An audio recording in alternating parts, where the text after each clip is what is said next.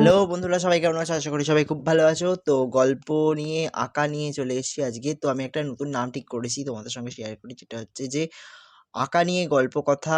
আজ থেকে সিজন 1, 2 এইভাবে দেওয়ার চেষ্টা করব। আঁকা নিয়ে অনেক গল্প হবে, আঁকা নিয়ে অনেক কথা থাকবে, যে সমস্ত আঁকা নিয়ে মানুষ অনেক প্রশ্ন করবে, সেই সমস্ত আঁকা নিয়ে উত্তর দেব, গল্প হবে, অনেক কিছু করব। আর তোমরা যা জানো আঁকা সম্বন্ধে সেটা আমাকে কমেন্ট বক্সে লিখে জানাবে। তো বেশি কথা ভেজর না করে সোজা যাব আঁকতে।